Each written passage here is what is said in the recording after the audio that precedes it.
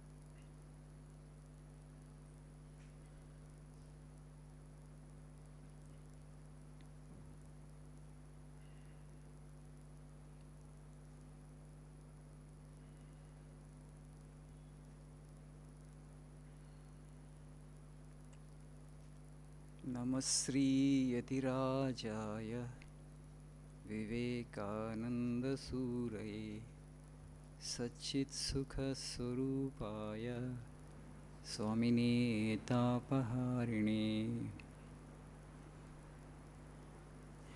You may be wondering why this Saturday Swami has come on a Sunday. Yes, you have guessed it right. Our Adhyaksha Maharaj Deve has gone to Jamshedpur.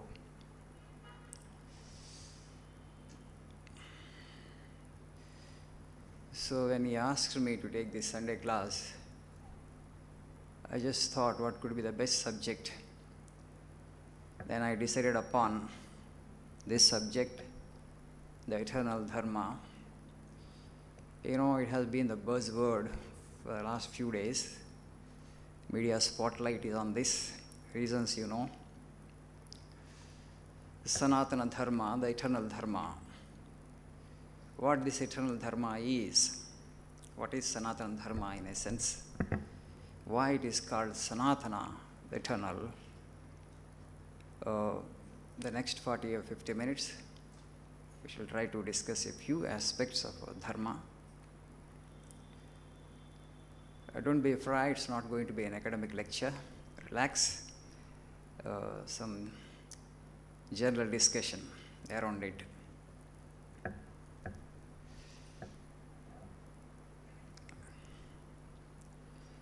You know, our scriptures are called the Vedas. The Vedas are actually eternal in the sense they are not books. You know, they are all called Apaurusheya. Apaurusheya means not of human origin. Not that like, author of the book, who is the author of the Vedas. No such author. Many sages actually, their experiences they try to jot down, and the process actually got that mass of literature which is called the Vedas. And another view is that Vedas are eternal in the sense that when the Lord first created this universe, He has also created the knowledge and secret about this universe in the form of the Vedas and has given it at that point of time only. So the Vedas have come into existence when the creation came into existence. In that way they are eternal. As long as the creation lasts, they will last, and when the creation is withdrawn into the Lord, and they will be withdrawn too. And again, when the universe is projected, and the knowledge of this universe, the secret of mystery of this universe also will be given in the form of the Vedas. So they are Niswasa. Okay? The exhalation of Brahma, the Vedas are called. In that way, they are Apaurusheya, not of human origin. In that way, they are timeless. The religious books of other religions, they owe their origin to a person. The teachings of a person are contained in a book, that is the scripture. But Vedas are not like that, not one person. So there are different views. As I said now, they came into existence when the creation came into existence. In that way they are eternal. And if the scripture is the teachings of one individual, maybe a prophet or incarnation. So if you disprove the historicity of that person or an incarnation, the whole religion based upon that scripture, falls down. But since Vedas are not based on the teachings of one individual, and they are the experiences of the people, okay? They're not actually mental concepts as much as they could present in word form that they presented it. And as Swamiji says elsewhere, even the greatest of the scripture, Vedas are the scripture, the only scripture which tell us that by reading this Veda you won't be able to know the truth. It's only a guidepost. It guides you, it gives you the direction in which you have to go. After all, it's an idea, but God cannot be put as an idea. God cannot be the concept of your mind. That's why Swamiji would stress and again say is that religion is being and becoming. It has to become your direct experience. So they are the teachings of the people who had experienced the truth. And what is the difference between Hinduism and Sanatana Dharma? You may have this question. There is one and the same. See, if in our ancient texts, in any of our scriptures, you don't find the word Hindu. You need to know this. We are actually the followers of Vedic Dharma, so it's a Vedic religion. Veda, followers of Veda, so followers of Veda means Vedic Dharma, Vedic religion, or Sanatana Dharma. Because Vedas are eternal, the Dharma based upon the eternal books, eternal scriptures, so it is Sanatana Dharma. And as Swamiji would say in his lectures, as this Dharma is based upon a principle, it is eternal again.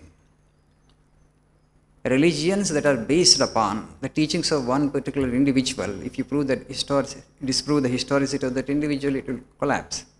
But since they are not based on the teachings of one individual, they are based on principles, and so they are eternal, are indestructible, Sanatana, the eternal Dharma.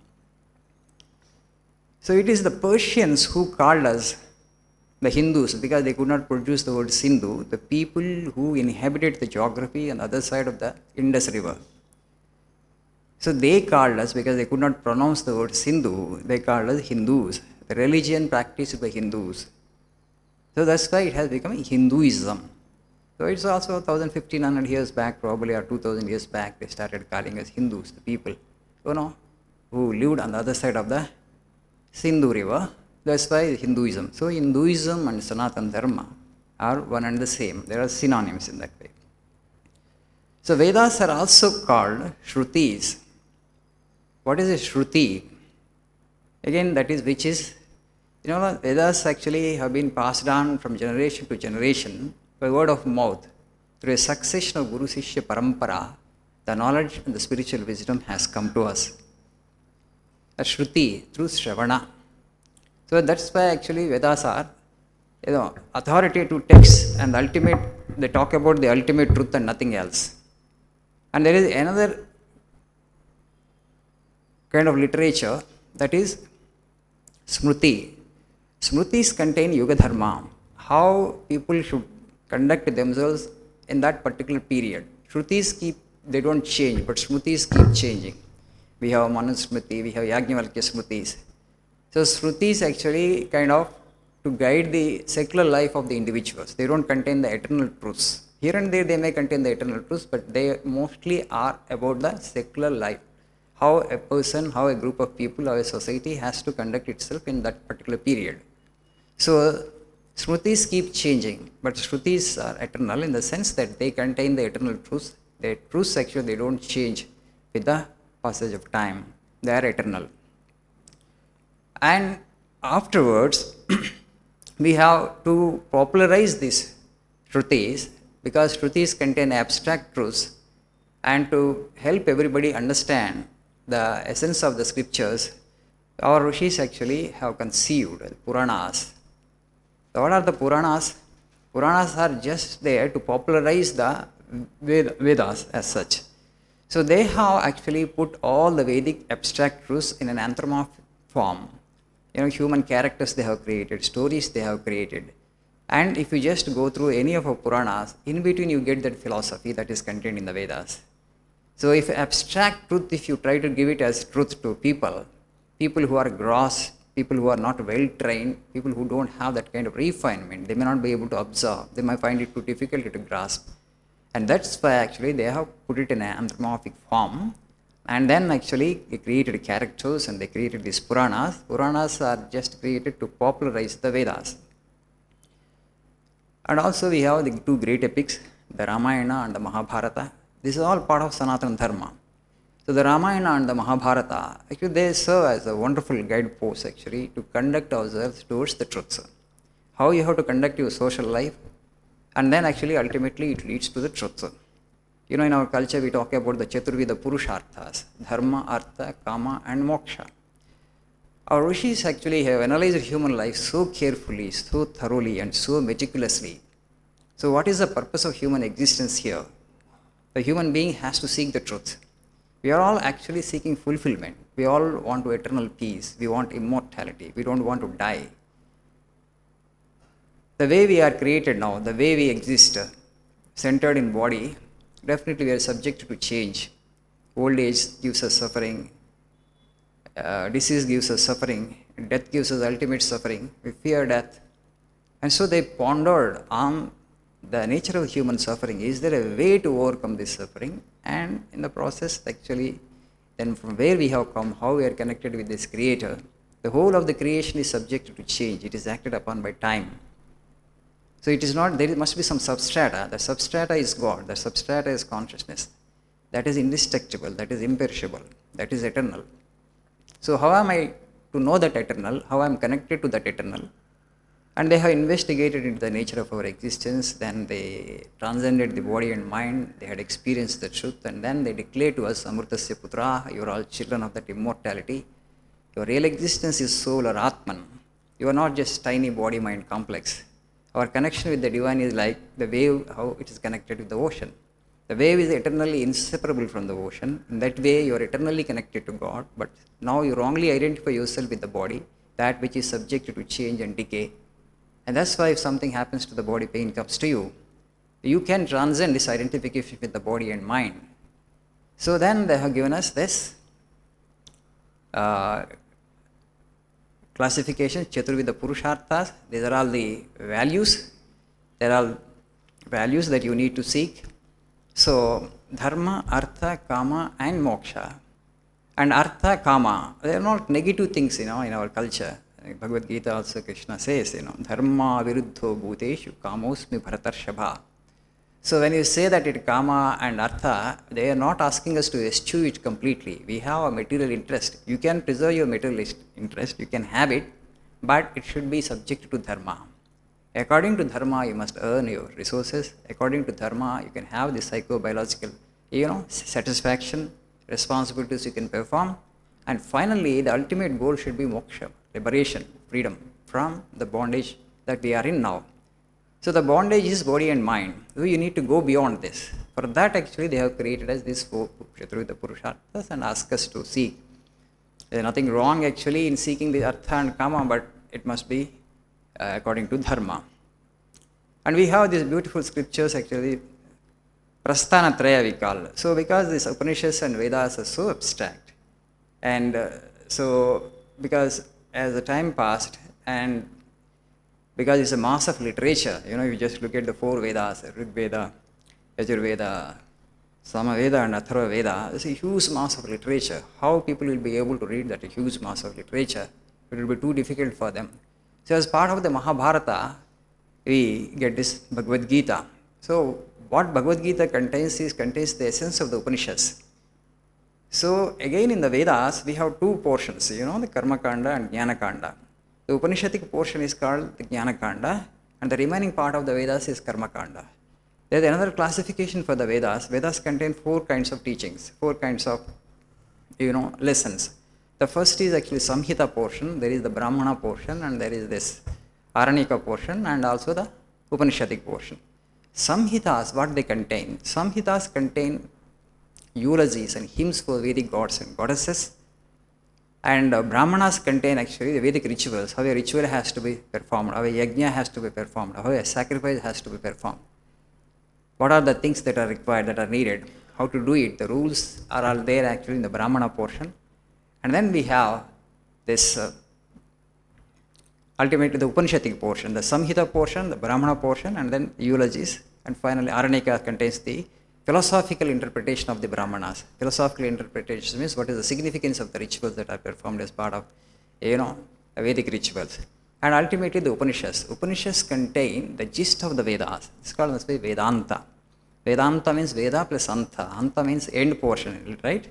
So it has two meanings. Of course, in most of the Vedas, the last portion only is Jnana Kanda. Last portion is the philosophical debates and discussions that have taken place. Through these rituals, we'll be able to reach the highest realms. Then they discussed and they deliberated. No, it was only a belief that actually by doing a yajna, you will go to heaven. Maybe because of that good karma, you may attain to higher spheres, but again, you will have to come back to the earth. It will not actually help you to get liberation. And so, ihayavata irjita sargo. So they pondered, they reflected on the human nature, human experience, and they investigated into the subjective nature of the human existence. And finally, actually, they have come to the conclusion that Here itself is the truth. Within your heart actually is the truth. They turned inward and they found the truth. So the Upanishadic portion of the Vedas, which is also called Vedanta, actually is a real gist of the Vedas. So in Upanishads we have 108 Upanishads. They said that more Upanishads were there, but we lost it. Presently we have 108 Upanishads. But for any human being today to study all the 108 Upanishads and grasp the essence is not easy. But of course, actually all the Upanishads more or less contain the same essence, not that you have to read all the 108 Upanishads to understand the Vedas. So if you read even one Upanishads, if you understand it correctly, and there is this Upanishad, Ishavasya Upanishad, the smallest Upanishads, in that actually there is a first statement is Ishavasya Idam Sarvam. That is sufficient if you want to practice this one teaching with one Upanishad. You will know the truth. What is that teaching? Ishavasya Idam Sarvam et kinche jagatyam jagat. You superimpose God on everything you see. The whole of the universe, you try to cover it with God. Why should I do that? Because the nature that you see, the physical universe that you see, the mind that you experience, through which you experience everything, the physical body that you experience, everything comes under nature. All this nature is an expression of the divine, is a manifestation of the divine. So everything is in this universe bears the stamp of God. That's the reason you need to superimpose God on everything, and you have to look at it. It's a manifestation, it is a vibhuti, it is an expression of the divine. And when you start looking everything as an aspect of the divine, slowly, you will go beyond this duality and experience the truth as truth, which is unity. Behind this diversity, there is unity, but you only experience diversity, but you don't experience the unity because you think that this duality is real. The duality is not real, it's only apparent. Our philosophy says it's only apparent. You see it that way, but it's not. But we come to the conclusion that what I see is real. That's your misconception. Okay? The mind is actually a kind of aberration of consciousness. It is just an inferior modification of consciousness. It creates the diversity. So actually mind is made up of, poles of opposites. The dvandvas we say, dvandvatito bhava, that's why you transcend, go beyond this. But if you just look at our world today, people have likes and dislikes, strong likes and dislikes. You just completely opposite of Vedanta. You're not supposed to have any likes and dislikes in this universe because everything is created by God. So maybe if you want to classify, as Swamiji says actually, something has a lesser manifestation, higher manifestation. That is the only classification is permitted. But you think that this is black, this is white, this is bad, this is good. That is how actually you are caught in this world of Maya. The mind is made up of these pairs of opposites. You think that is not real. There is a lesser manifestation, there is a higher manifestation. That's why Swamiji says, no, humanity is not traveling from error to truth, but you're traveling from lower truth to higher truth. What is that lower truth? You have identified with the body. You think this physical universe is real as you see it, as it is apparent to you. But if you really understand it, behind that there is consciousness. Behind that, there's eternal truth. This is only an expression of that eternal truth. Once you have this understanding, you keep on superimpose God on everything you see. Slowly, the mind actually will come under your control. You'll be able to go beyond the Dvandvas. Everything is one. So nothing is condemnable actually. You don't consider everybody as a bad individual. This is also lower manifestation of God. That's all. So that's how actually you will be able to go beyond the pairs of opposite. Once you go beyond the pairs of opposite, you will transcend the mind. When you transcend the mind, you will experience the truth as truth. You are in nirvana, you are in kaivalya. That's salvation, nirvana, kaivalya, self-realization. They are all synonyms actually. That ultimate experience we have to seek. How consciously you seek that. And that depends how quickly you progress on your spiritual path. So goal is clear. And then they have created the methods. You have to know your own true being. Your own true being actually in essence is soul or consciousness. And how do you know that consciousness? How do you experience that? They have created the methods which we call yoga. The generic word used is yoga.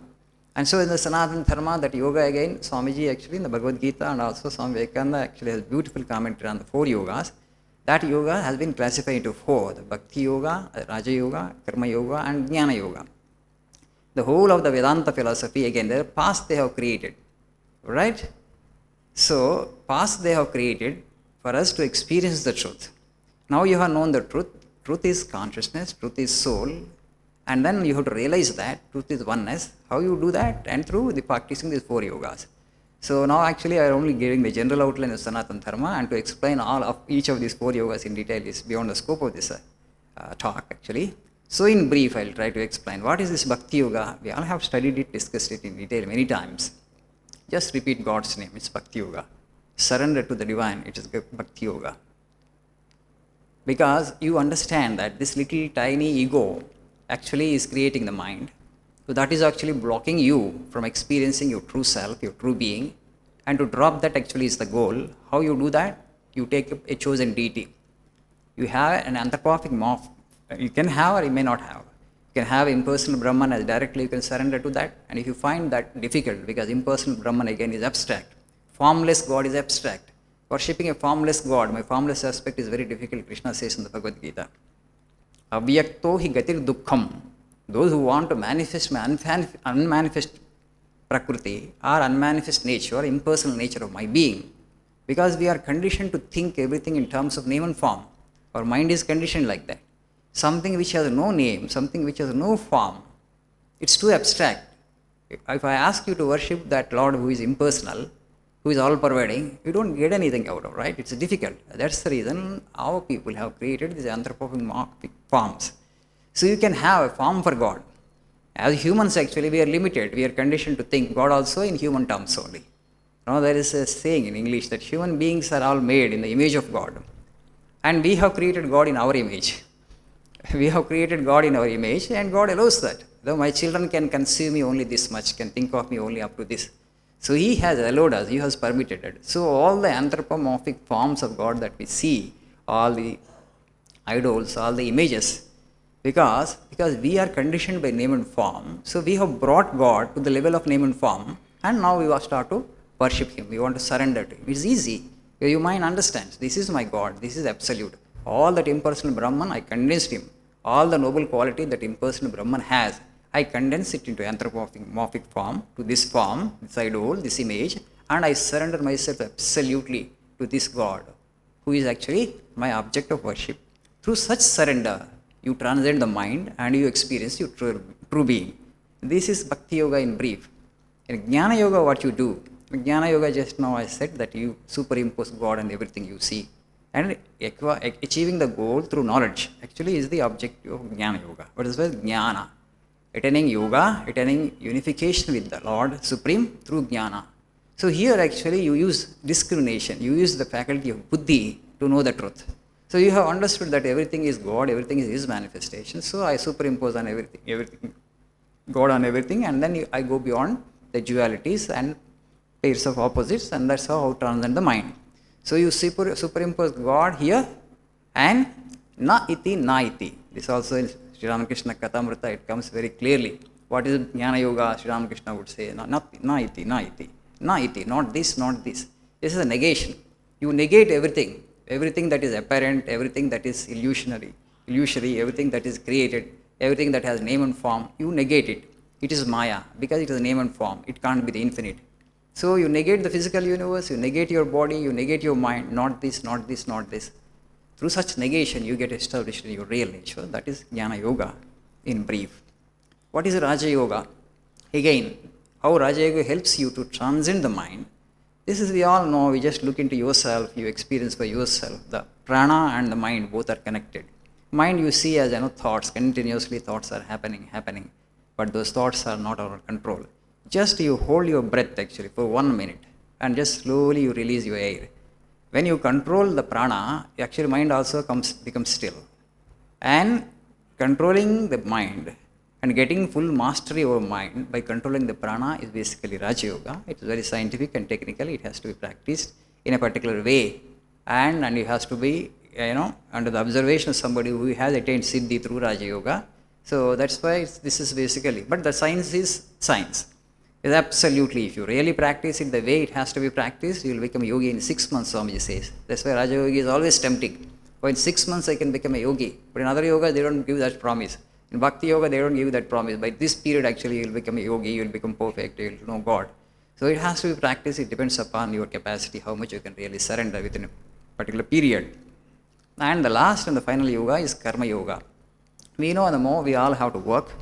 We all can't actually withdraw from the society. We can't go to the Himalayas. We can't sit in a cave or we can't sit in a forest and then keep on meditation. And I don't want to involve in work. Work is always headache because you have to interact with so many people. Sometimes people want to escape from karma actually. It's all nuisance. Every time it's a struggle, it's a headache, interacting with people. I want to withdraw. but you won't be able to withdraw completely because it's not possible. We have the material needs, the basic needs. We have to be in the midst of the society.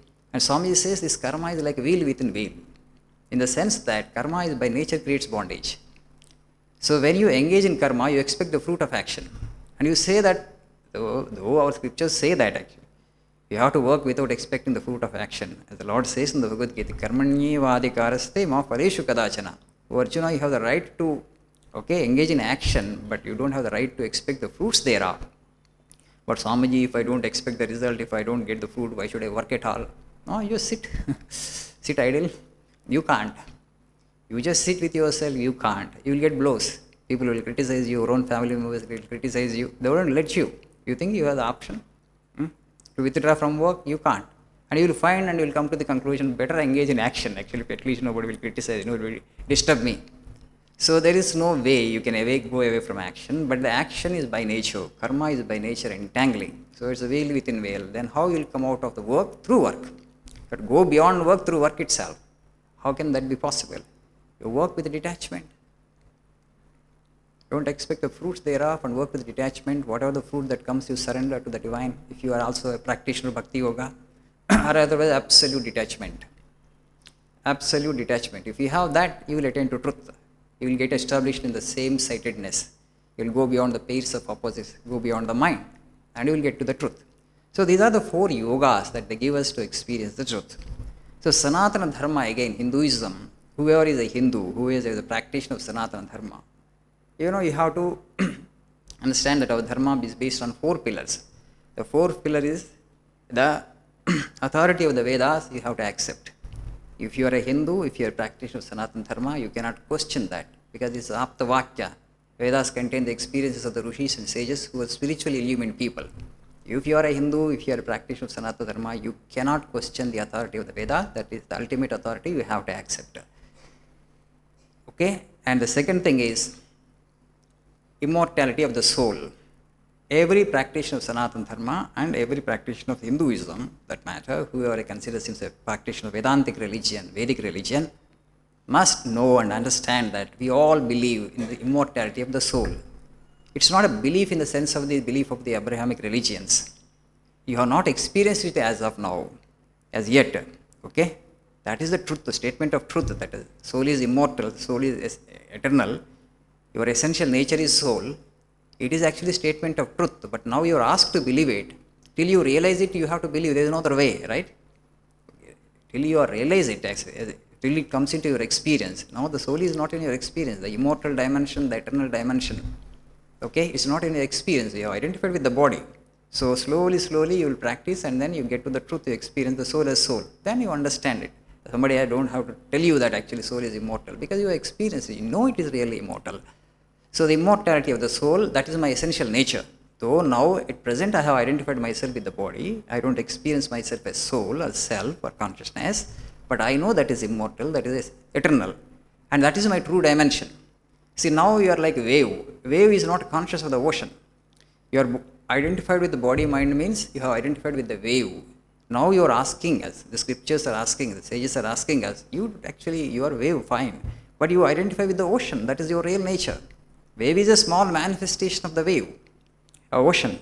But you have forgotten completely about your infinite dimension, the infinite nature. You are so totally identified with the wave. That's why you get tossed up and down. That's how so much of suffering comes, because you think that you are just body mind. So now actually you have to realize that you are the ocean and the wave actually is just an expression, a small, tiny expression of that ocean. So that is immortality of the soul. Essentially we are soul, but wrongly identified with the body. We have forgotten that we are that immutable soul. That awareness is not there with us. Then the next is, if you are a practitioner of Vedic religion, you have to believe in the theory of reincarnation. Theory of reincarnation, Punarjanma. No two individuals are constituted alike. Children born of same parents are not alike. Huge difference.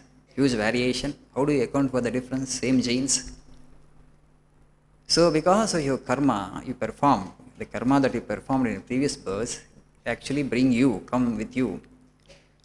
So that karma that you did in the previous births actually brought you this form, and the karma that you perform in this birth will bring you the next birth. This is theory of reincarnation, Punarjanma. So, this is a cycle that continues. What our scriptures ask us, what our sages ask us, you have to adjust your action in such a way that it doesn't lead to bondage, it helps you to get liberation from the cycle of life and death. This is a cycle, this continues. You have to put a full stop to that and you have to get liberated, you have to get nirvana. Then only you will have the eternal peace and shanti. So, no embodied life. If you get embodied again, whichever may be the form, maybe the animal form, human form, or divine form, any form, the moment you get name and form, definitely there will be some suffering associated with it. It's not an end of suffering. So the goal is actually to go beyond this cycle itself. There is no birth, there is no death, the eternal, that's all. I am existence, absolute existence. I am consciousness. So this cycle you want to get out of it. For that, this you need to understand that there is reincarnation. Actions that I perform will have a bearing in future. It's okay. So you adjust action in such a way that it will not bind you, it will not bring you another birth. So this law of reincarnation and Punarjanma you will have to believe. The other pillar, the fourth pillar on which the Sanatana Dharma is based on is law of karma. This is not reincarnation, the law of karma. Your actions are law of Punarjanma is this, and finally it is law of karma. So my karma actually, I am alone actually responsible for my karma, that nobody else can undo it, I have to undo it myself. And so once you understand that karma will have a consequence, okay, God has given us buddhi, God has given us discretion. So before actually your nature, the nature that you have inherited from previous birth goads you in one particular direction, asks you to perform an action, but you apply the filter, you use your buddhi, use your discretion. So what will be the consequence if I indulge in this action? Am I ready, am I prepared to face that consequence? Is it positive consequence or negative consequence? Is it comfortable or uncomfortable? And is it bondage causing or it takes us towards liberation, towards God? If the action that you are going to perform is going to entangle you, if it is going to actually create more bondage, you need to actually put a check to that. Only at a human level it is possible. For animals actually we say they follow instinct. There is no way actually animals actually can get out of that instinct because they don't have the faculty of discretion, faculty of discrimination. Only we are superior to all other creatures because God has given the faculty of discretion to us. By using that, we can know the consequences of our actions and we can check our actions, we can modify our actions, and slowly by performing good actions, though the mind is actually the nature, actually prarabdha is impelling us, goading us to perform a wrong action. But we actually put a check to that impulse and we transmute that impulse into a good impulse and then engage in good actions. And through that, slowly, we will go beyond the cycle. So these are the four pillars of Sanatana Dharma, that authority of the Vedas we all believe, we all accept, immortality of the soul, reincarnation, theory of reincarnation, and law of karma. These are the four pillars on which our dharma rests. And apart from this, we have, we all worship incarnations, Rama and Krishna like that. Who are the incarnations? Divinely inspired personages. Why do we worship them? Because they are the people who had manifested the greatest degree of the divine. We all know actually in the scriptures it is there, whenever dharma declines, the Lord actually takes a human birth, human form to establish the dharma. We are actually going in a wrong direction. We are not following religion properly. We have confusion. And God actually incarnates out of concern for human beings and re-establishes dharma. This is how you need to follow. This is how you need to practice it. So these are all the divinely inspired people, the incarnations, the sadhus, saints, the mystics. We worship them. That is also the part of practice of Sanatana Dharma. We have how many temples actually? In all incarnations we have temples, and all sages and saints also we have built temples. Because we have understood, we have seen them, we have seen their life, we have seen their conduct. And now you see that they are the divinely inspired personage, worthy of my worship. Because you all want to become like him. Only in this culture we have the ability, we have that spiritual sense to recognize spiritually illumined souls. In India, even a common man also detects and recognizes. That's why never spiritually illumined people, never prophets and incarnations have been persecuted in this culture. That means actually you have a degree of evolution that you don't understand as long as you are here. Only when you go to some other country, in many other countries actually, the people actually who, the divine experiences, people who are sages, rishis and sages, were persecuted. Socrates was poisoned to death. The Athenians of that particular period, they used to consider themselves as highly advanced, most civilized human beings they used to consider. But what they did with Socrates, they poisoned him to death. No such thing has happened on Indian soil. You want to know, you need to know this. You just tell me one case where a divinely inspired person, actually a philosopher actually, had been killed by people. Never it happened in this culture. That means what? People are very evolved. People understand a divine human being. And that's why Sanatana Dharma is all inclusive. Another greatness is, we say in our culture, just as this rivers, that originate at different places ultimately mingle with the same sea. God is one. Ekam sat vipra bahuda vadanti. That's what the Rigveda says. Truth is one, but vipra, learned people, call it by different names and approach it through different paths. It's allowed. Sri Ramakrishna would say, Jatomat tatopat. Jatomat tatopat, he says. As many ways, so many paths. As many mental attitudes, so many paths. So each individual, for himself or herself, carve out his or her own path. You are allowed to do that. Which form you want to worship God, which yoga you want to take up, and what percentage, in what measure, that freedom is given to you. Absolute freedom is given to you. That's why religion has grown in an organic way. And no other country, no other civilization you will find. Religion is so rich, so varied, so colorful as Sanatana Dharma. If you just see the ritual, the Purana, the mythology, and the mysticism that we have, so many divinely inspired personages and sages, what path I should follow, it is left to you. And as Swamiji beautifully says, each soul is potentially divine, the goal is to manifest the divinity within. Do it either by philosophy or psychic control or by worship or through yoga, karma. How you do it, actually it is left to you. And what percentage of each of these yogas you practice, that is left to you. So there is no fixed path that only when you take up this path and you will realize God, otherwise you will not realize God. Only thing is, you need to have that desire to know the truth. You need to strengthen that desire. That's what called Vyakulata. Sri Ramakrishna, how that kind of passion for God, longing for God, that intensity you have to increase. We all have the desire to know the truth, okay, but we are so preoccupied with our worldly responsibilities. So we are not able to, give more time for that, search for that quest for truth. And slowly, you have to reduce your worldly desires and you have to intensify that longing to know the truth and long for God. So depending upon your intensity, actually, as Sri Ramakrishna would put it in this Kali Yuga, if you take one step towards God, God will take 10 steps towards you. That is actually advantage for all of us who are living in this Kali Yuga. So where there is a will, there is a way. If you really want to know the truth, actually, God will show you the way and God will show you the path. How sincere, how sincere you are in your longing for God, your longing for truth. That longing will get enhanced only when you know that this human instrument actually is a precious gift that God has given you. Okay, it's a precious gift that God has given us. It has the capacity to know the truth and it has the capacity to know the absolute. And they're all providing for the basic necessities of life. They're just incidental to life.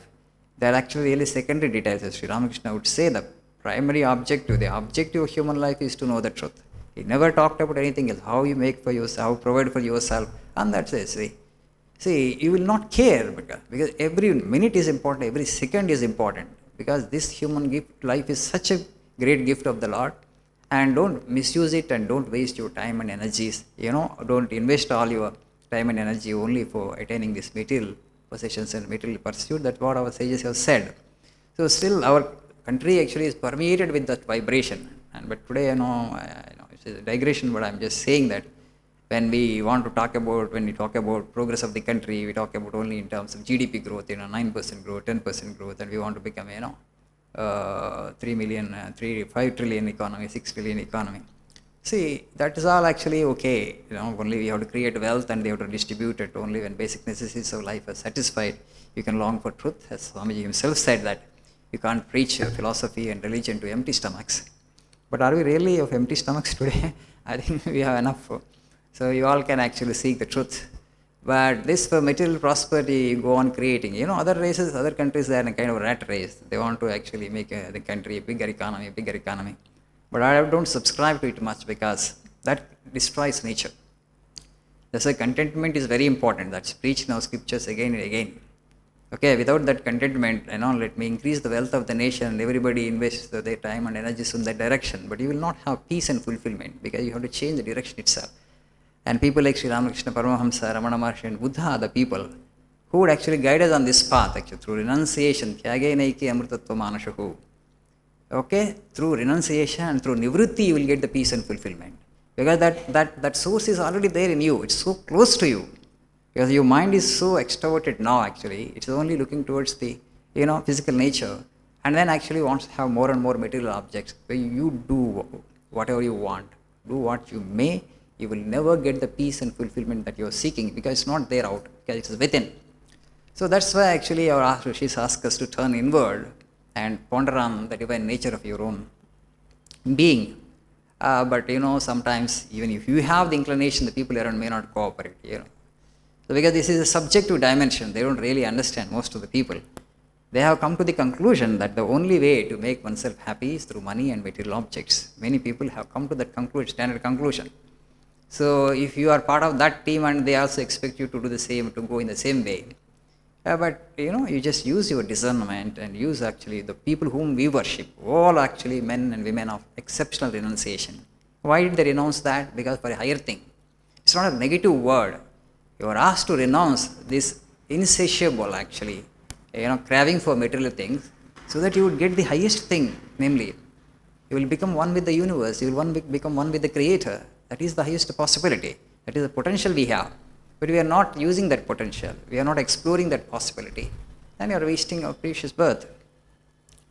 So these rituals, this mythology, the worship of the incarnations and sages and saints, temples, pilgrimage places, various methods of worship. If you just look at our country, so much of spirituality, so much of religion, so much of dharmic consciousness is there all around. That's why the Dharma is eternal. And it's in the Sanatana Dharma as such is inclusive. There is no quarrel with any of the religions in the world. That's the beauty of it. No follower of a Sanatana Dharma can ever become a fanatic. Right? Because that's one more expression of the divine. You yourself have so many sects, so many cults are there in this religion. There are Vaishnavas, there are Shaktism, there are the followers of Mother, Shakti cult, there are actually Shaivites, Ganapatya. You are given freedom to worship the Lord in any form. If you are a Vaishnava, you have the Vishnu Purana, there's so much of literature around that. If you are a follower of Shiva, and there are Shiva Purana, and there is so much of literature around that. If you are a follower of Mother, the Divine Mother, there are Tantras actually, such a huge voluminous literature. In whichever way you want to worship, that is again the beauty of the Sanatana Dharma, where this is the only Dharma where actually God is worshipped as feminine. In no other culture you find this. In no other religion you find this. Because there is a beauty actually. There is this universe, it has come into existence actually. Who created it? At a species level, it is the female of the species that creates, mothers that create. And at a cosmic level also, there is a creator. Then why can't I call that creator a mother? Perfectly okay. Yes. God is actually the mother of the universe, the divine mother actually. So we worship actually God as feminine also. Now actually Durga Puja is coming, actually we have the third week. So we worship actually the Lord, actually the mother. So you are given the freedom and the choice to choose the whichever way you want, whichever form you want to worship the Lord. That's the beauty of it. It is so organic and it is so colorful. And so much of freedom is given. And that's how actually people would grow. One is imposed, one particular path is imposed upon, it may not suit your temperament, it may not suit your attitude. Our rishis have figured out actually, people are created with diverse temperament, diverse attitudes, diverse inclinations they have, direct proclivities. So the one kind of formula and one particular thing if you impose, they may not relish that. That's the reason actually they have created so many forms and so many rituals and so many hymns, but all actually the essence of it all the same. Because such a freedom is allowed, and you just have to explore in your own way. What path you carve out your own path. So these are all broad paths, the 4 yogas I have given. What percentage you observe each of it. Nobody can become a 100% karma yogi. I only do the karma yoga and I don't want bhakti. They are not mutually exclusive. Swamiji beautifully puts it. He says, take one or more or all of these and become free, he says. Take one or more or all of these and become free. The goal is to become free. The goal is to attain freedom. And what percentage you observe, you take each of these 4 yogas is left to you. This is as a broad classification: Karma Yoga, Bhakti Yoga, Jnana Yoga, Raja Yoga. Swamiji has given beautiful commentary on these 4 yogas, and Bhagavad Gita is a comprehensive text which contains all these 4 yogas. And when Krishna would speak about the Karma Yoga, he says that is the highest. When he would speak about Raja Yoga, he would say that is the highest. When he would speak about the Bhakti Yoga, he says that is the highest. Then what is the highest in that? No, you are not supposed to compare. All are equally valid, all are highest for those who practice it. Suppose your inclination is more towards Karma Yoga and you consider the Karma Yoga as the highest and you practice it. But not that you are supposed to compare, no, because you are a Jnana Yoga practitioner, so I am a Karma Yoga practitioner, so I am superior to you, my yoga is better than. And no such quarrels need there be, because all paths lead to the same goal ultimately. You just find out your own temperament, find out your own attitude, how much of meditation you can do, how much of karma you can do. Just in our society, we find all kinds of people. There are some who are actually very contemplative. So naturally, actually, their path would be more towards, they would more be inclined to do meditation. There are people who are very active. You ask them to sit in meditation 10 minutes, it will be torture for them. So they always engage in karma, and you ask them to do selfless work, and through that they will grow spiritually. Right? You just change the direction. You are doing work fine, actually. You are so active. We need workers also, right? So instead of actually seeking things for yourself, instead of engaging in selfish works, actually become little unselfish and help others, serve others, and through that path he will grow. And there are some who are actually very rich in emotion, right? So for them actually Bhakti Yoga is the ultimate yoga. They sing hymns and praises of the Lord. They sing songs for God. They keep on praising the Lord continuously. And through that actually they connect themselves to the divine. Basically practitioners of Bhakti Yoga. And then we have this Jnana Yogis. They said, no, this is all sentiment. Bhakti Yoga is merely sentiment. God doesn't exist. There are these also. Okay? You prove me logically and rationally that God exists. And then actually for them actually the path of Jnana. And you just discriminate this is this. You think there is a creation. Creation presupposes creator, and you have not done the creation, I have not done the creation. There must be some truth, there must be some fundamental intelligence. And there must be the higher reality which has conceived, which has designed this universe. And how do you approach that? How do you know?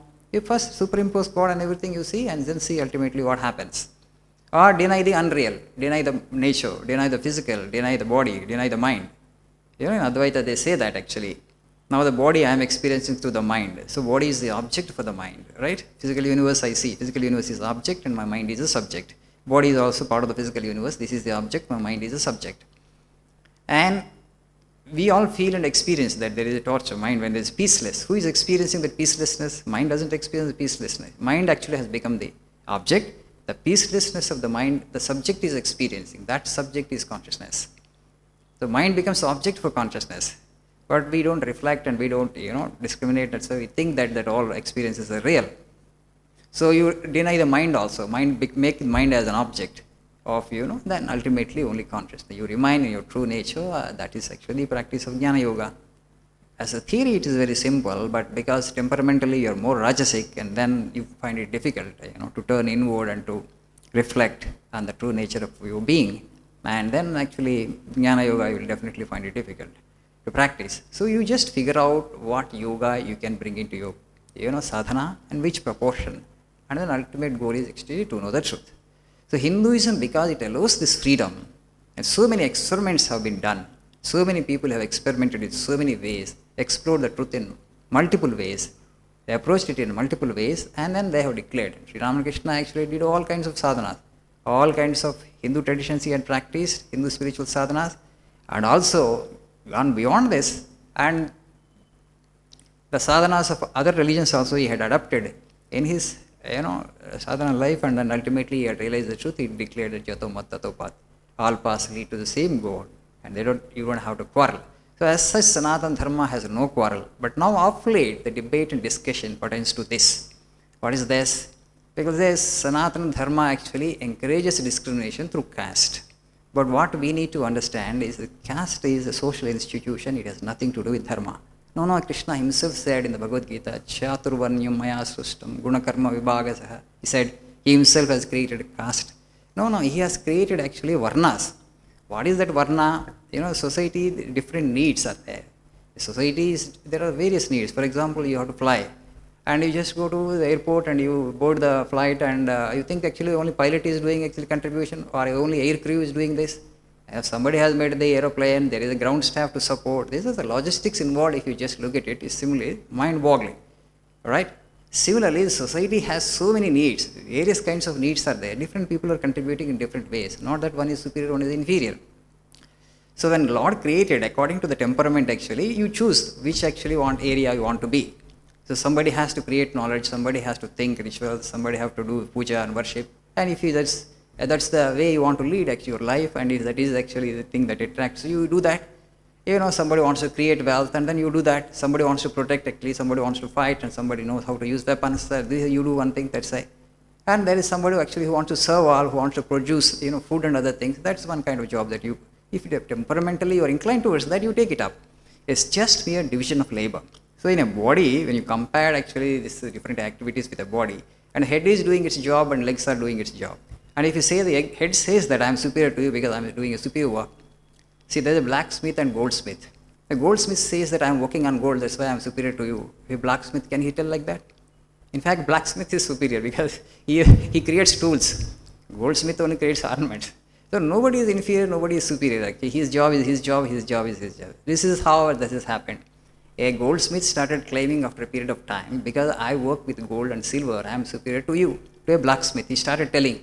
Blacksmith did not believe, because the tools that create actually are really useful to people, more than your ornaments. Ornaments you may or may not wear. If I don't make axes, if I don't make saws, if I don't use edges, right? The tools, you can't do anything actually. So, but goldsmith went on telling to the blacksmith that you are inferior, your job is inferior, my job is superior. And ultimately, blacksmith started believing that, yes, I am really inferior, the goldsmith is superior because he deals with gold, he handles with gold. That's how it happened. Okay, absolutely, the dharma has nothing to do with caste. Caste is a social institution. The human selfishness began. This is Herbert Spencer, I think, who made a statement saying that throughout the human history, there has been unmistakable proof that the strong has exploited the weak. That is human weakness. Okay, that is human weakness. Because of selfishness, we do that, and you don't put the blame on dharma.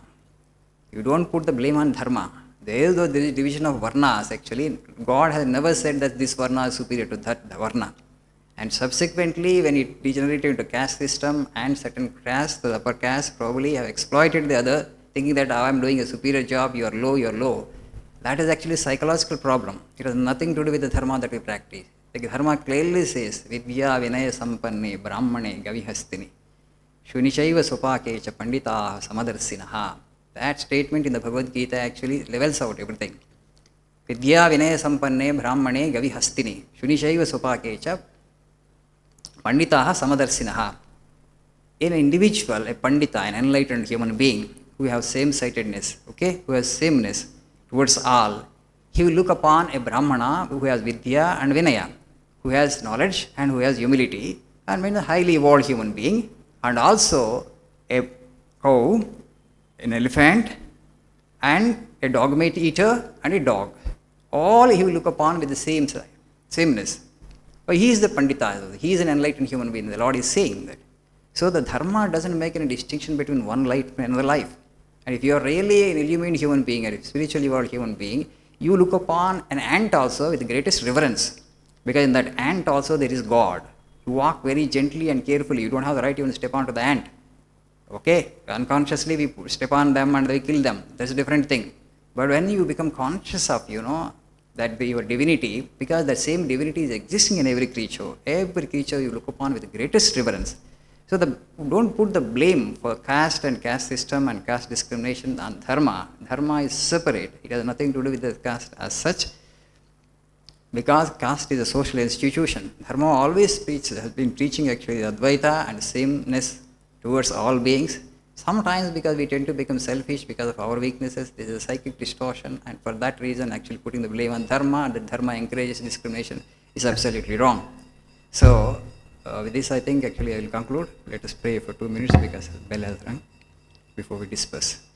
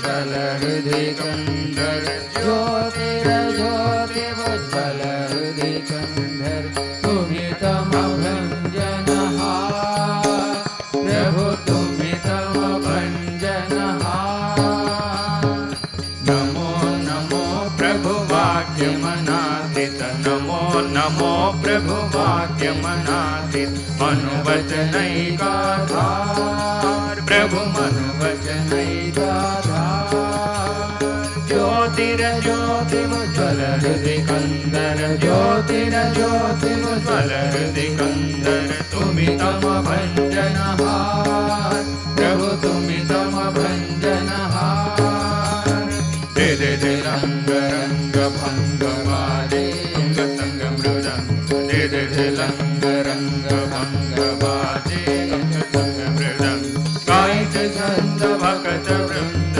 आरती तुम्हार गायित छंद भक्त वृंद आरती तुम्हार जय जय आरती तुम्हार हर हर आरती तुम्हार शिव शिव आरती तुम्हार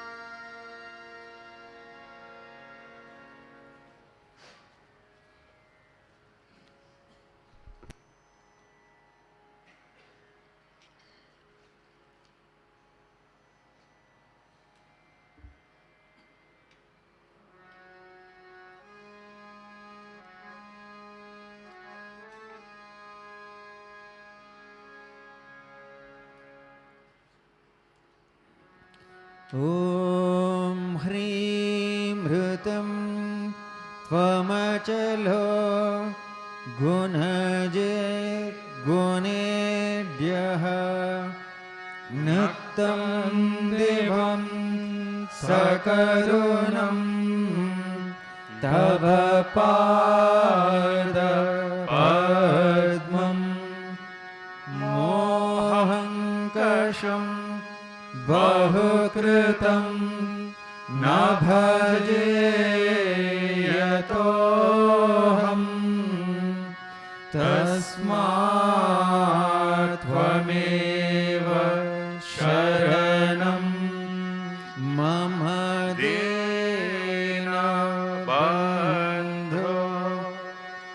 भक्तिर्भगाश्च भजनं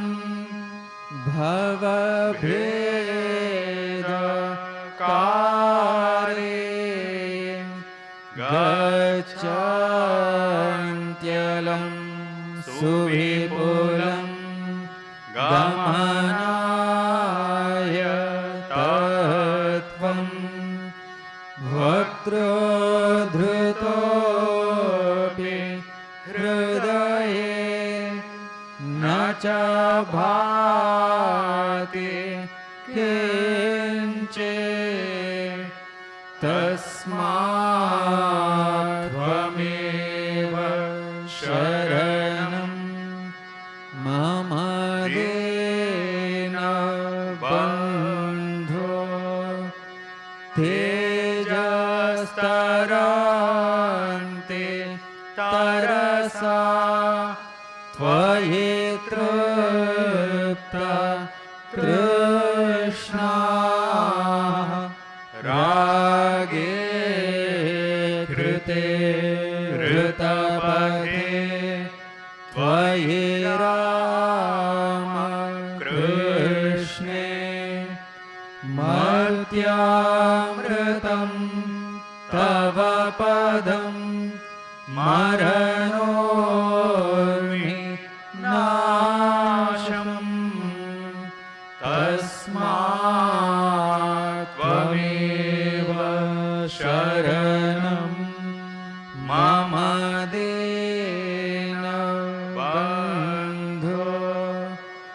कृत्यं करोति कलुषं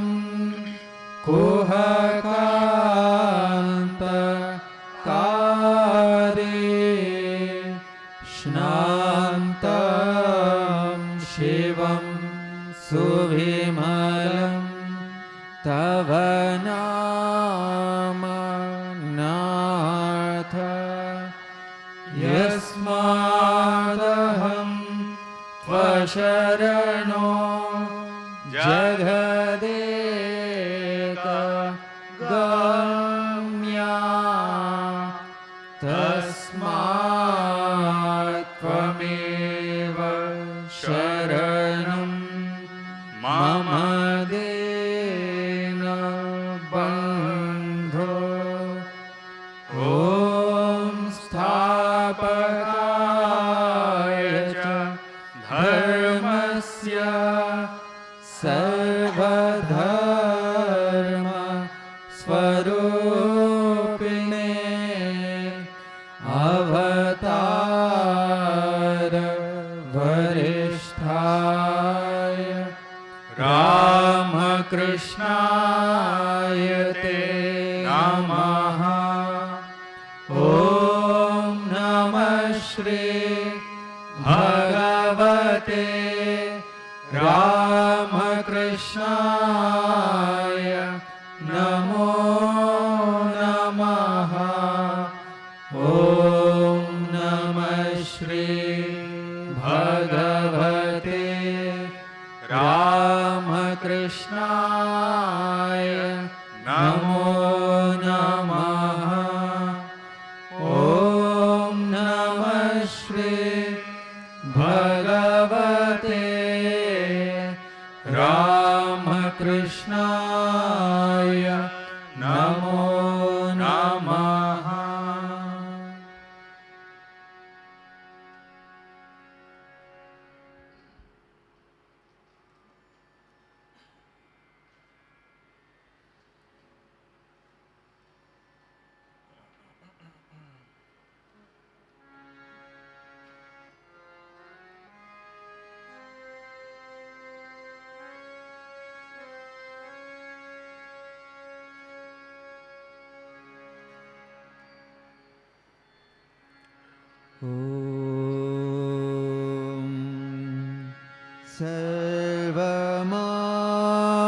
सर्वमङ्गल माङ्गल्ये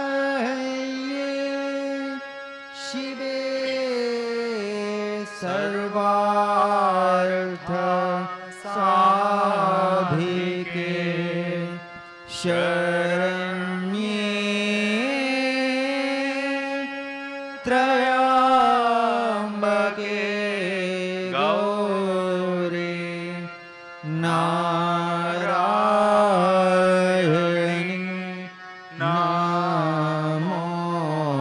नमोस्तुते। सृष्टि स्थितिविनाशाना शक्ति भूते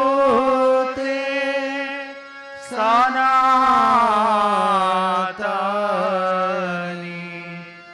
गुणाश्रये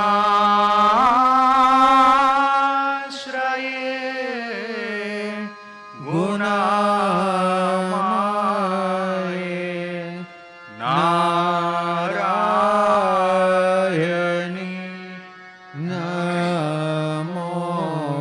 नमोस्तुते।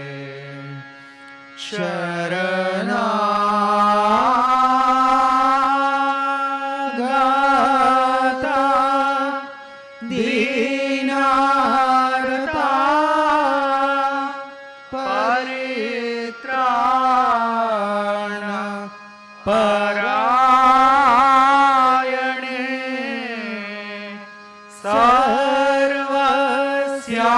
सर्वस्यार्थे हरे देवी नारायणी नमोस्तुते। जय नारायणी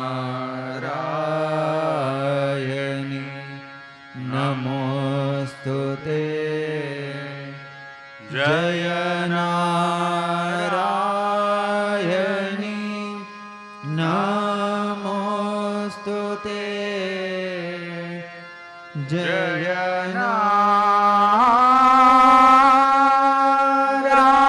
नारायणी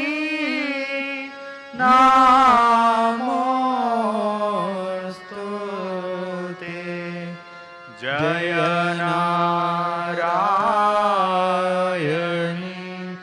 नमोस्तुते।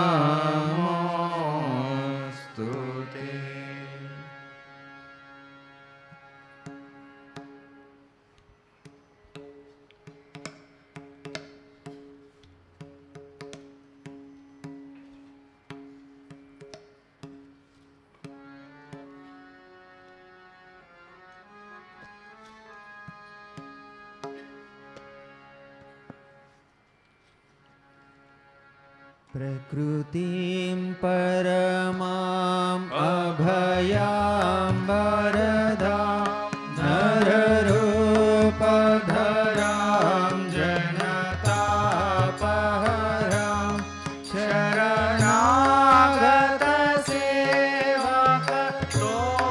शरणागतसेवकतोषकरीं प्रणमामि परां जननीं जगतां गुणहीनसुतान्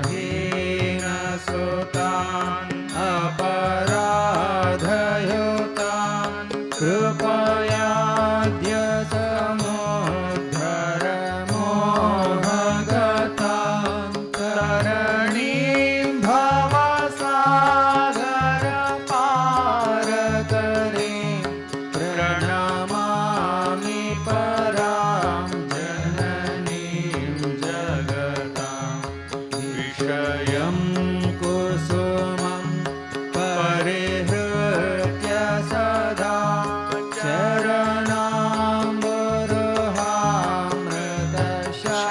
चरणाम्बुरुहामृतशान्तिसुधा विभभृङ्गमनो भवरोगहरां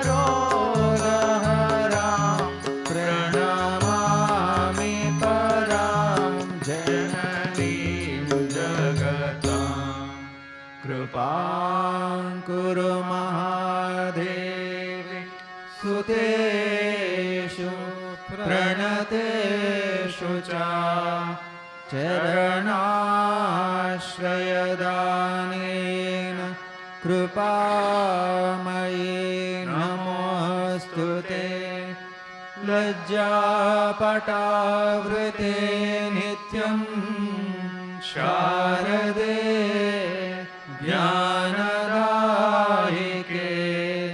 पापेभ्यो नः सदा रक्ष कृपामयी नमोऽस्तु ते रामकृष्ण गतप्राणा तन्नाम श्रवणप्रिया तद्भावरञ्जिताकारा प्रणमामि मुहुर्मुहुः पवित्रं चरितं यस्याः पवित्रं जीवनं तथा पवित्रता स्वरूपिण्यै तस्यै कुर्मो नमो नमः देवीं प्रसन्नां प्रणतार्तिहन्त्रीं योगीन्द्रपूज्यां युगधर्मपात्रीं तां शारदां भक्तिविज्ञानदात्रीं दयास्वरूपां प्रणमामि नित्यं स्नेहेन बध्नासि मानोऽस्मदीयं दोषान् शेषान् सगुणीकरोषि आहेतुनानोऽधयसे सदोषान् स्वाङ्के गृहीत्वा यदिदं विचित्रं प्रसीद मातर्विनयेन याचे नित्यं भवस्नेहवते सुतेषु प्रेमैकबिन्दुं चिरदाघचित्ते देशिं च चित्तं कुरु न सुशान्तम् जननीं शारदां देवीं रामकृष्णं जगद्गुरुं पादपद्मे तयोः श्रित्वा प्रणमामि मुहुर्मुहुः प्रणमामि मुहुर्मुहुः।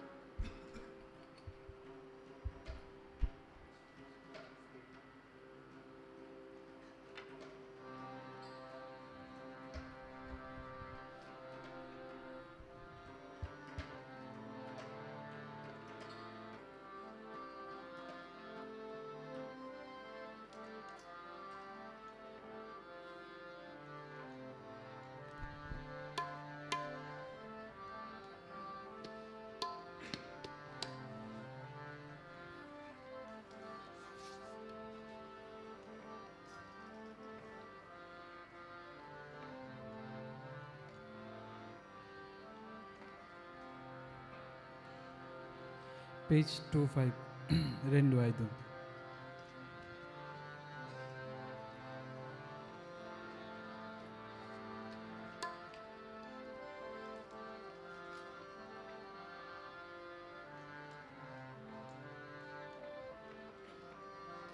पशूनां पतिं पापनाशं परेशं गजेन्द्रस्य कृतिं वसानं वरेण्यं पशूनां पतिं पापनाशं परेशं गजेन्द्रस्य कृतिं वसानं वरेण्यं जटाजूटमध्ये स्फुरद्गङ्गवारिं जटाजूटमध्ये स्फुरद्गङ्गवारिं महादेवमेकं स्मरारि स्मरारि महादेवमेकं स्मरामि स्मरारि महेशं सुरेशं सुरारातिनाशं विभुं विश्वनाथं विभूत्यङ्गभूषं महेशं सुरेशं सुरारातिनाशं विभुं विश्वनाथं विभूत्यङ्गभूषं विरूपाक्षमिन्दकवन्नीतिनेत्रं विरूपाक्षमिन्दकवन्नीतिनेत्रं सदानन्दमीडे प्रभुं पञ्चवक्त्रं सदानन्दमीडे प्रभुं पञ्चवक्त्रं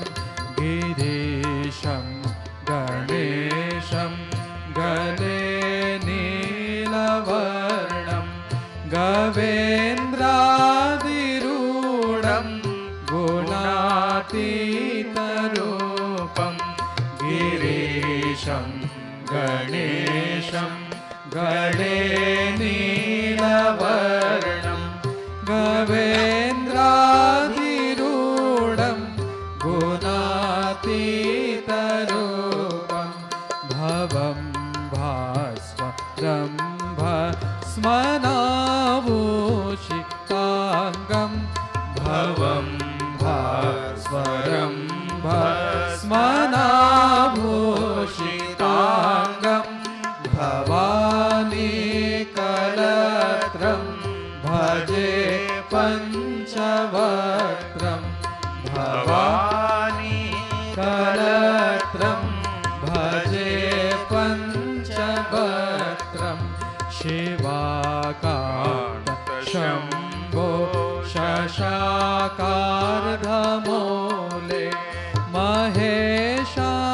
महेशानशूली जटाजूटधारिन् Shivakant Shambho शशाकार्धमूले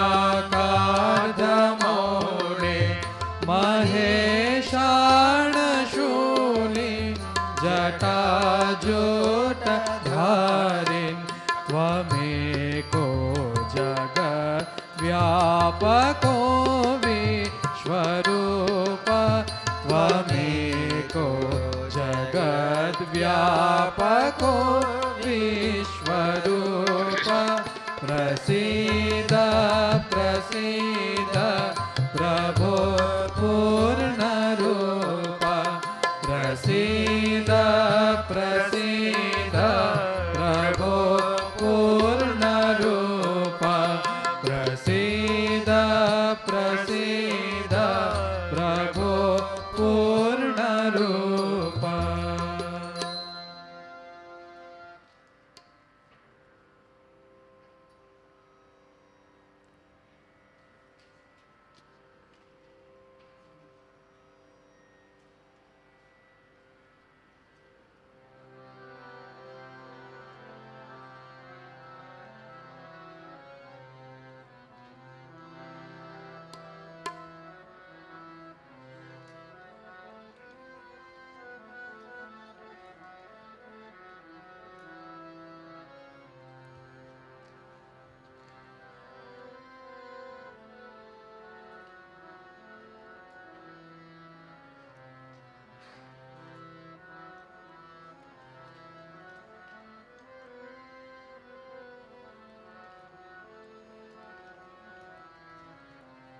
Page 50, 50. Namaste Sharanye Shive Sanukampe Namaste Sharanye Shive Sanukampe Namaste Jagadvyapike विश्वरूपे नमस्ते जगद्व्यापिके विश्वरूपे नमस्ते जगद्वन्द्य पादारविन्दे नमस्ते जगद्वन्द्य पादारविन्दे नमस्ते जगत्तारिणी त्राहि दुर्गे नमस्ते जगत्तारिणी त्राहि दुर्गे नमस्ते जगच्चिन्त्य मानस्वरूपे नमस्ते जगच्चिन्त्य मानस्वरूपे नमस्ते महायोगिनी ज्ञानरूपे नमस्ते महायोगिनी ज्ञानरूपे नमस्ते सदानन्द नन्द स्वरूपे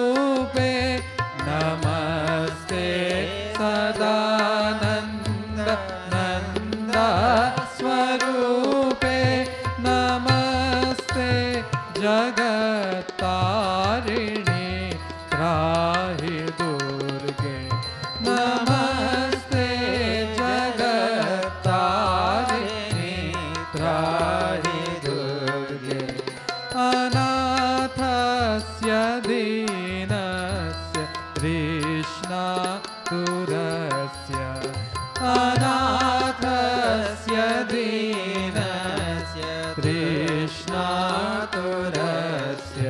क्षुधार्तस्य भीतस्य वद्यस्य जन्तो क्षुधार्तस्य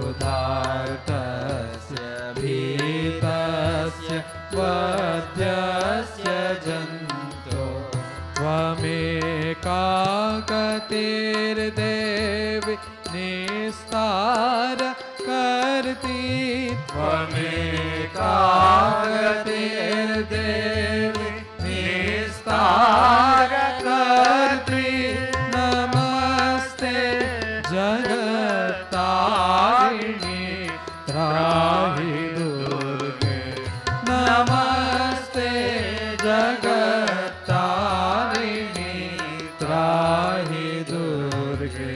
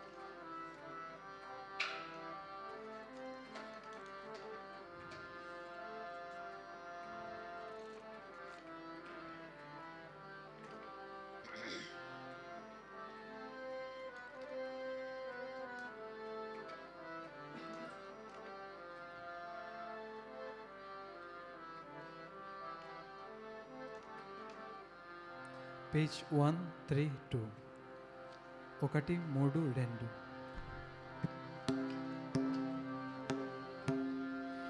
पिबरे रामरसं पिबरे रामरसं रसने पिबरे रामरसं रसने पिबरे रामरसं पिबरे रामरसं पिबरे रामरसं रसने पिबरे रामरसं रसने पिबरे रामरसं पिबरे रामरसं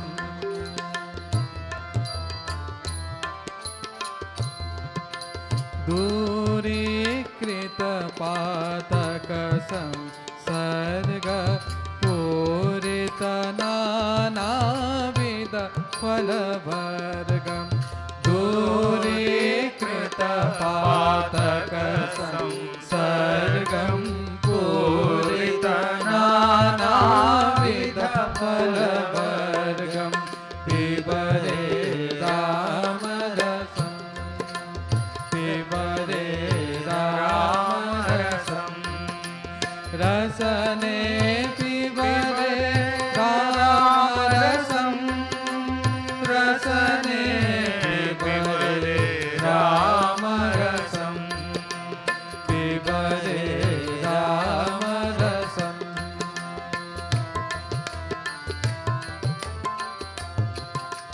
जनन मरण भय शोक विदूरं सकल शास्त्र निगमा गमसारं जनन मरण भय शोक विदूरं सकल शास्त्र निगमा गमसारं पिबरे रामरसं पिबरे रामरसं रसने पिबरे रामरसं रसने पिबरे रामरसं पिबरे रामरसं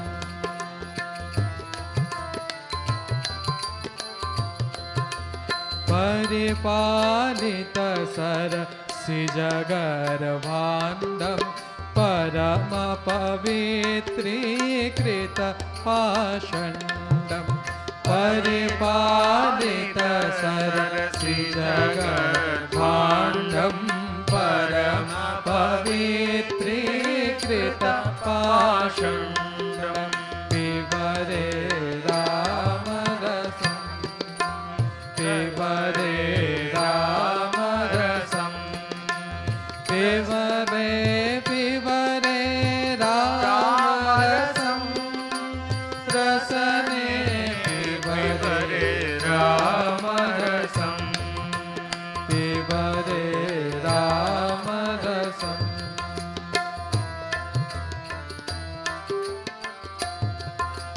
शुद्ध परमहंसा श्रमगीतं शुकशोनक कौशिक मुखपीतं शुद्ध परमहंसा श्रमगीतं शुकशोनक कौशिक मुखपीतं पिबरे रामरसं पिबरे रामरसं रसने पिबरे रामरसं रसने पिबरे रामरसं पिबरे रामरसं पिबरे रामरसं पिबरे रामरसं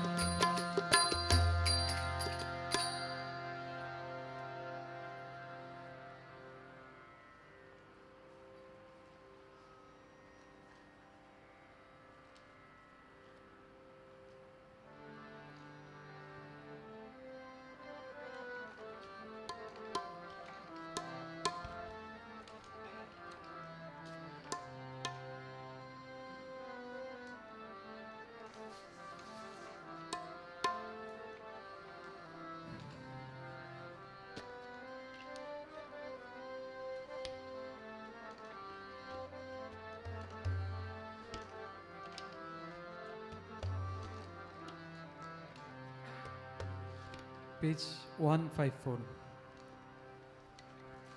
154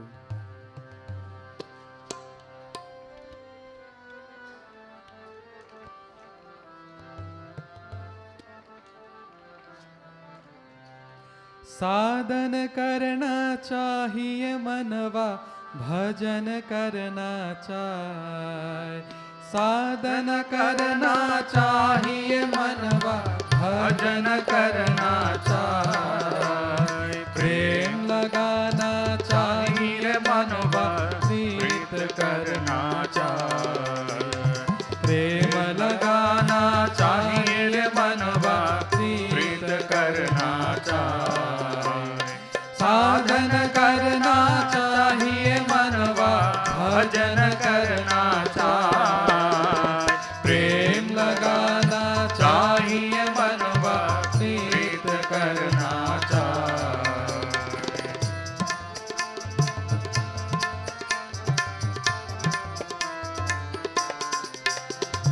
नीत नहन से हरि मिले तो जल जंतु होई नीत नहन से हरि मिले तो जल जंतु होई फल मूल खा के हरि मिले तो फल मूल खा के हरि मिले तो बहादुर बंदराय प्रेम लगाना चाहिए मनवा प्रीत करना चाहिए साधन करना चाहिए मनवा भजन करना चाहिए प्रेम लगाना चाहिए मनवा प्रीत करना चाहिए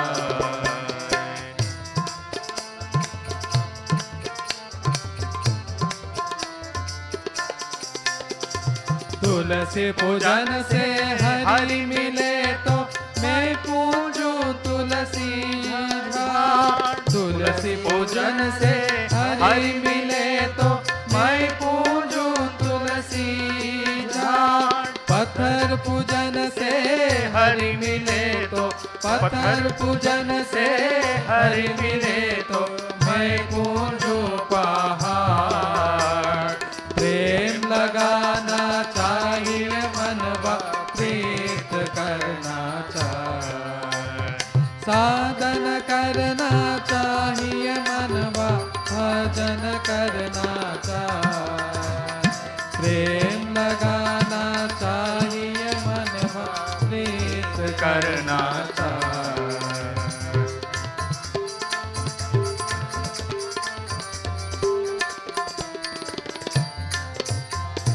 तिरन भगन से हरि मिले तो बहुत मृगिया जा। तिरन भगन से हरि मिले तो बहुत मृगिया जा। श्री छोड़न से हरि मिले तो श्री छोड़न से हरि मिले तो बहुत रहे खोजा। प्रेम लगाना चाहिए मनवा प्रीत करना चाहिए।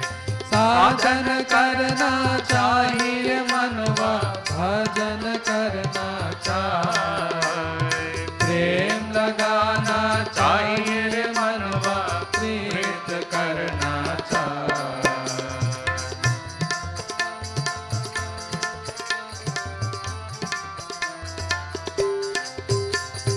दूध पीने से हरि मिले तो बहुत वत्स वाला।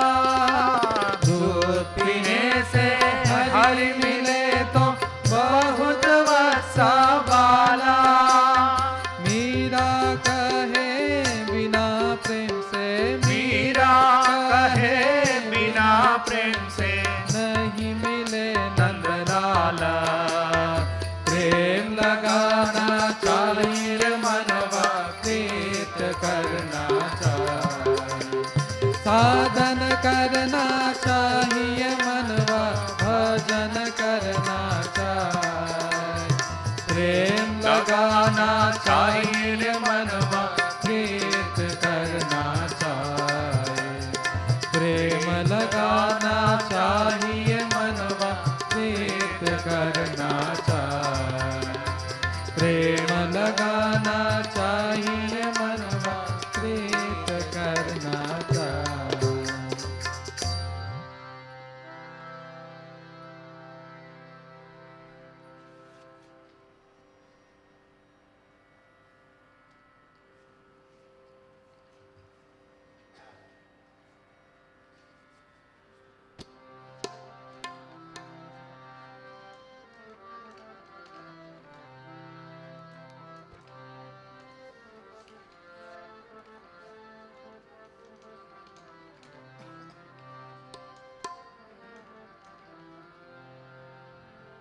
पेज 60 आरु सुनो।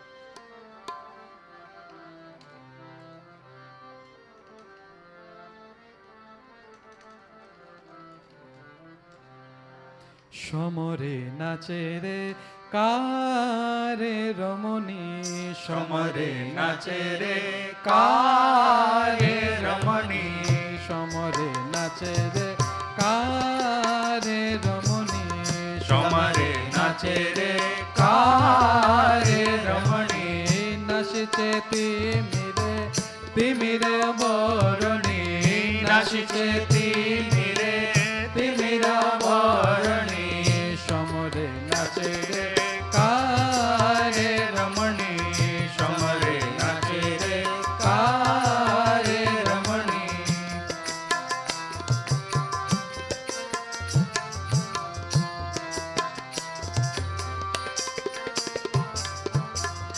ওঙ্কার রবে মগনা তাণ্ডবে, ওঙ্কার রবে মগনা তাণ্ডবে, চমকে দমকে যেন রে দামিনী চমকে দমকে যেন রে দামিনী চমকে দমকে যেন রে দামিনী চমকে ধমকে যেন রে দামিনী সমরে নাচে রে কারে রমণী সমরে নাচে রে কারে রমণী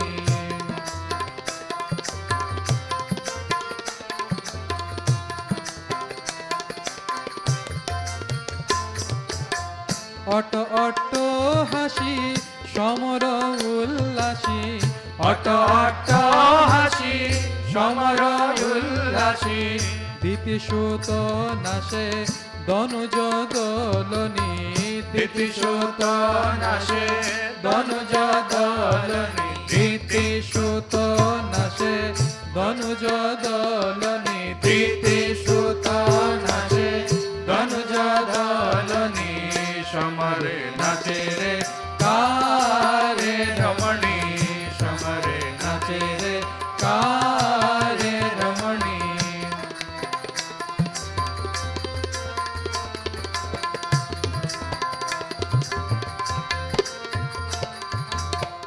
অসুর সংহারে অসির প্রহারে অসুর সংহারে অসির প্রহারে বরা ভয় করে সৃজন পালিনী বড় ভয় করে সৃজন পালিনী বরা ভয় করে সৃজন পালিনী বড় ভয় করে সৃজন পালিনী সমরে নাচে রে কারে রমণী সমরে নাচে রে কারে রমণী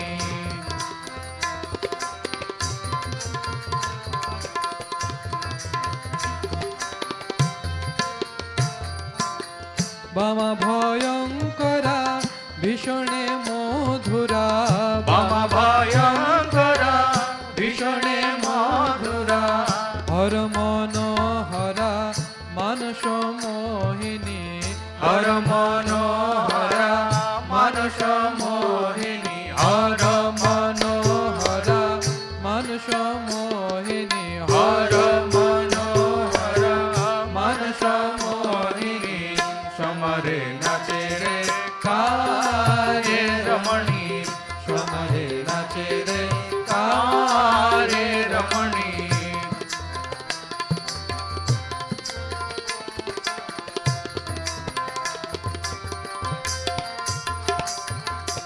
সংসার অরণ্যে অনন্য স্মরণে সংসার অরণ্যে অনন্য স্মরণে শ্রীরাম প্রসন্নে শরণদায়িনী শ্রীরাম প্রসন্নে শরণদায়িনী শ্রীরাম প্রসন্নে শরণদায়িনী শ্রীরাম প্রসন্নে শরণদায়িনী সমরে নাচে রে কারে রমণী সমরে নাচে রে কারে রমণী নাচিছে তিমিরে তিমির বরণী নাচিছে তিমিরে তিমির বরণী সমরে নাচে রে কারে রমণী সমরে নাচে রে কারে রমণী নাচিছে তিমিরে তিমির বরণী নাচিছে তিমিরে তিমির বরণী নাচিছে তিমিরে তিমির বরণী নাচিছে তিমিরে তিমির বরণী সমরে নাচে রে কারে রমণী সমরে নাচে রে কারে রমণী সমরে নাচে রে কারে রমণী সমরে নাচে রে কারে রমণী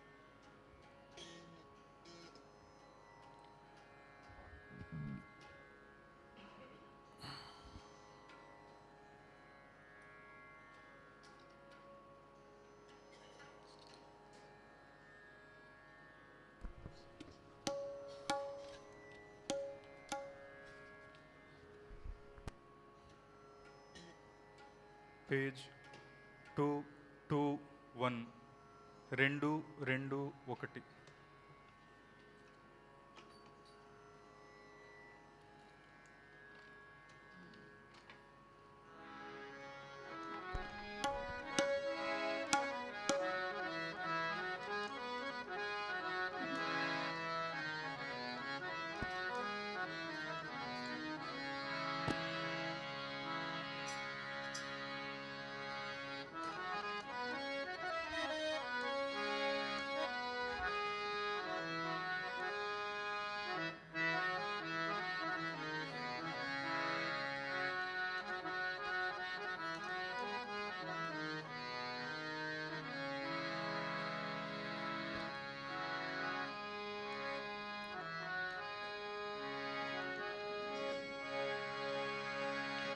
भज रे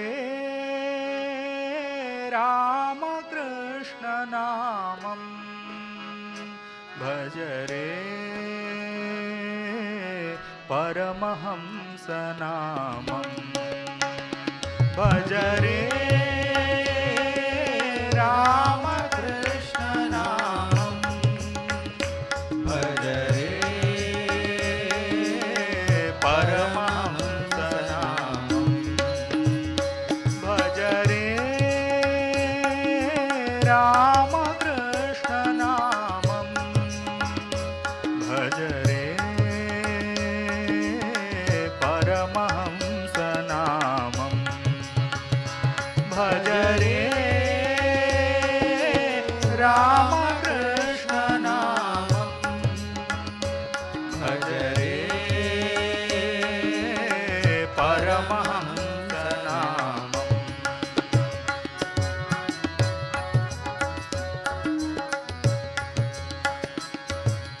రాముడు తానై కృష్ణుడు తానై వెలసినది నామం,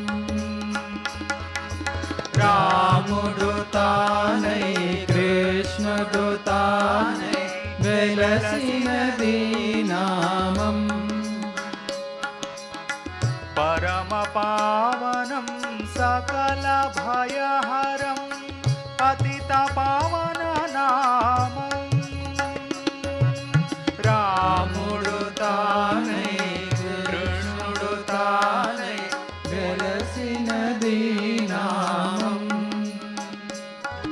పరమ పావనం సకల భయహరం పతిత పావన నామం, ప్రేమ సుధారసములికే మదిలో భజ రే ప్రభు నామం, ప్రేమ సుధారసములికే మదిలో భజ రే ప్రభు నామం, భజ రే రామకృష్ణ నామం, భజ రే పరమహంస నామం, భజ రే రామకృష్ణ నామం, భజ రే పరమహంస నామం.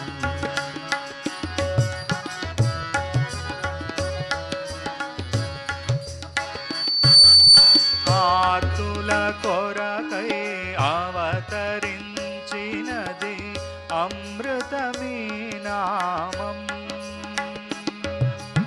ఆతుల కొరకై అవతరించినది అమృతమీ నామం, కరుణకు నిధి అయి కల్పతరువుగా నిలచినది నామం, ఆతుల కొరకై అవతరించినది అమృతమీ నామం, కరుణకు నిధి అయి కల్పతరువుగా నిలిచినది నామం,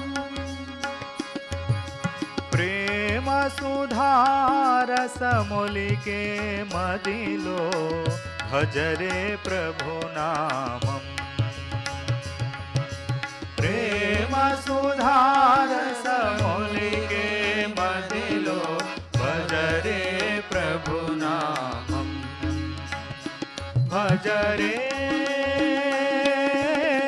रामकृष्ण नामम् भजरे परमहंस नामम् भजरे रामकृष्ण नामम् भजरे परमहंस नामम्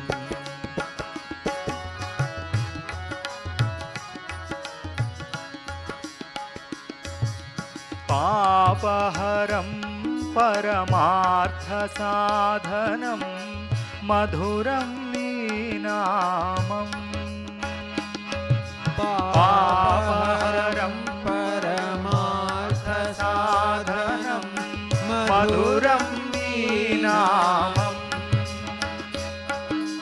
परमयोगुलकु मुक्तिनियोसगे प्रणवं नामम् पापहरं परमार्थसाधनं मधुरं नामम् परमयोगुलको मुक्तिनियोसगे प्रणवं नामम् प्रेम सुधारसमुलिके मदिलो भजरे प्रभुनामम् प्रेम सुधारसमुलिके मदिलो भजरे प्रभुनामम् भजरे Ramakrishna नामम् भजरे Paramhans नामम् भजरे Ramakrishna नामम् भजरे Paramhans नामम् भजरे Ramakrishna नामम् भजरे Ramakrishna नामम् भजरे Paramhans नामम् भजरे Paramhans नामम् भजरे Ramakrishna नामम् भजरे Ramakrishna नामम्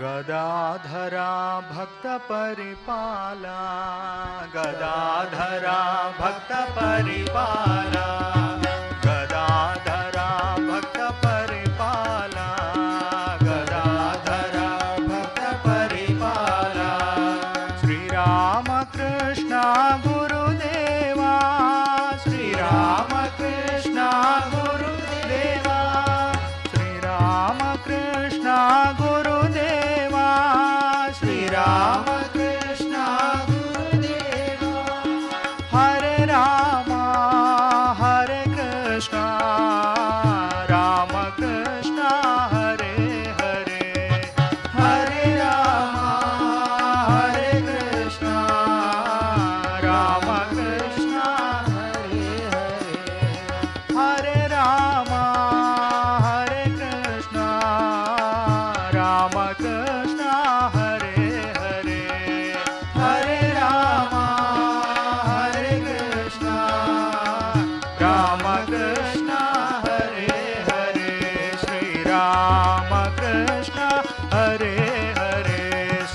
Ramakrishna Hare Hare, Shri Ramakrishna Hare Hare, Shri Ramakrishna Hare Hare.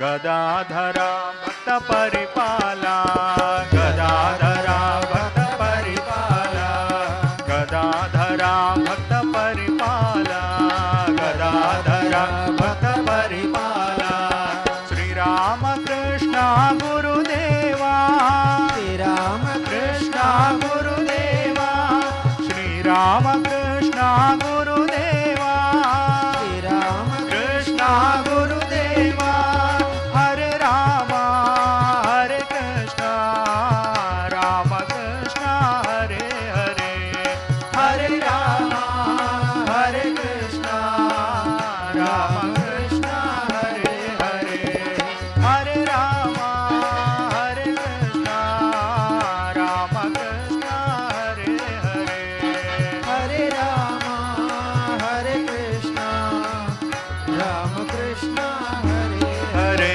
Shri Rama Krishna Hare Hare, Shri Rama Krishna Hare Hare, Shri Rama Krishna Hare Hare, Shri Rama Krishna Hare Hare.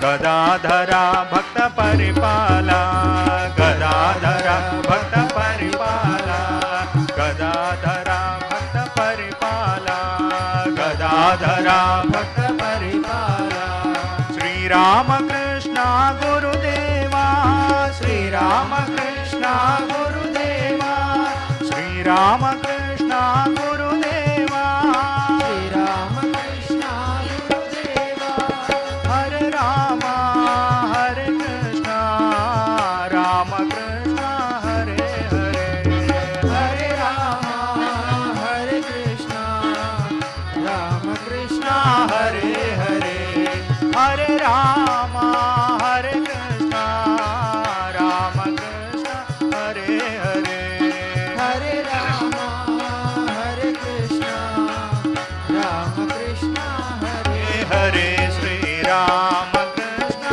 Hare Hare, Rama Krishna Hare Hare, Shri Rama Krishna Hare Hare, Shri Rama Krishna Hare Hare, Shri Rama Krishna Hare Hare, Shri Rama Krishna Hare Hare.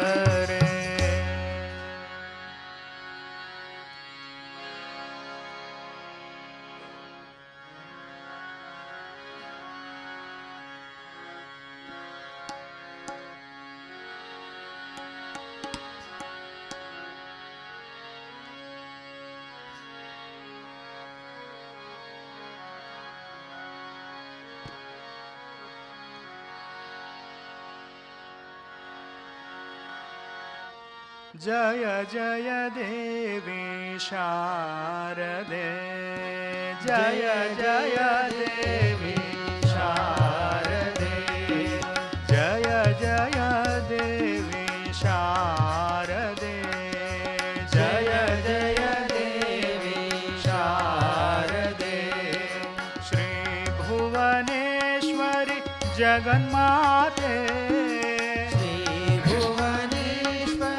जगन्माते, Shri Bhuvaneshwari जगन्माते, Shri Bhuvaneshwari जगन्माते, जय जय देवी शारदे, जय जय देवी शारदे, जय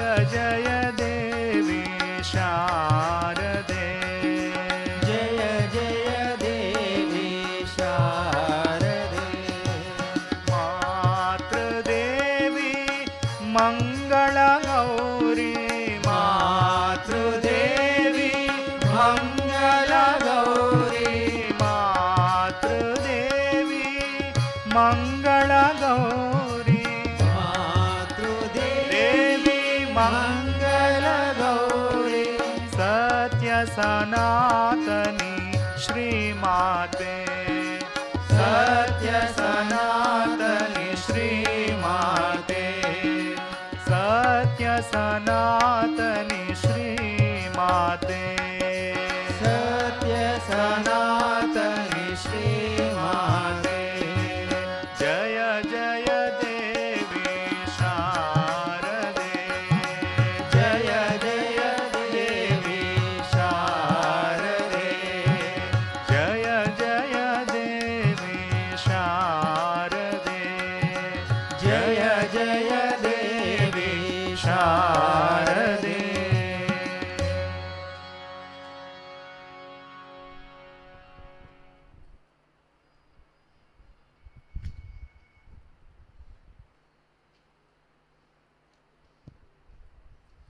Few announcements.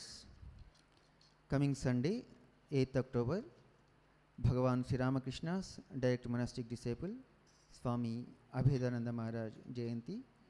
On this occasion, a special discourse on the life and teachings of Swami Abhedanandaji will be conducted at 5:45 p.m.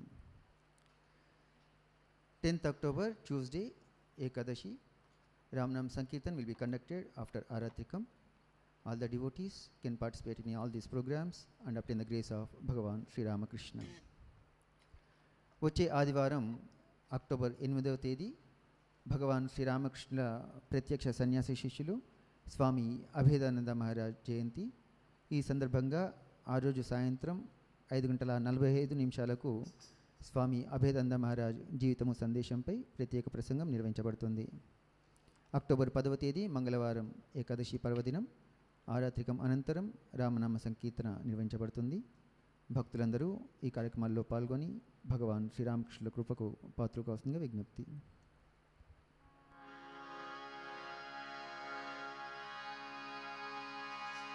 जय भगवान श्री रामकृष्ण देव की जय जय श्री शारदा माई की जय स्वामी विवेकानंद महाराज जी की